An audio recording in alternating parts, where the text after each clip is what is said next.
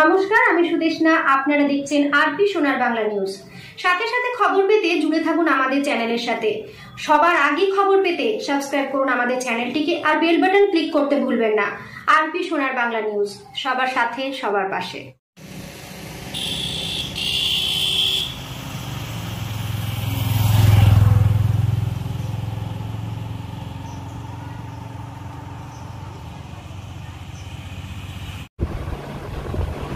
মালদা জেলাতে একরের পর একর, বিঘার পর বিঘা আম বাগান কেটে ফেলে দেওয়া হচ্ছে। ফলে কিন্তু আবহাওয়ার পরিবেশের ভারসাম্যর কারণে আমরা লক্ষ্য করেছি এবছর আম গাছে মুকুল, কোনো গাছে মুকুল 2 সপ্তাহ আগে হয়েছে, আবার কোনো গাছে মুকুল ফুটেছে 2 সপ্তাহ পরে।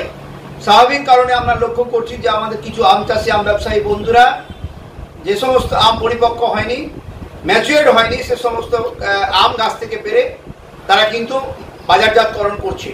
এতে করে কিন্তু মালদার জেলার আমের সুনাম ব্যাহত হচ্ছে। ইতিমধ্যে মালদা জেলার 3টে প্রজাতির আম আমরা জিআই তকমা পেয়েছি।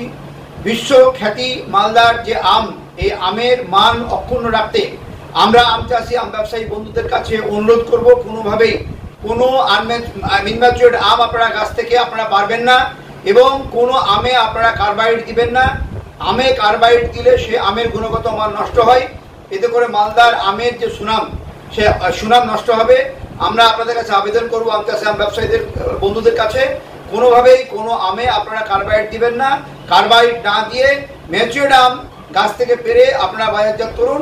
এতে করে মালদা আমের নাম শ্রীবৃদ্ধি হবে, সুনাম শ্রীবৃদ্ধি হবে, এবং আমরা অদূর ভবিষ্যতে মালদা জেলার আম আরও আমরা বিদেশের বাজারে এবং দেশের অন্যান্য রাজ্যে আমরা রপ্তানি করতে পারবো, এবং এতে করে আমরা অর্থনৈতিকভাবে লাভবান হতে পারবো।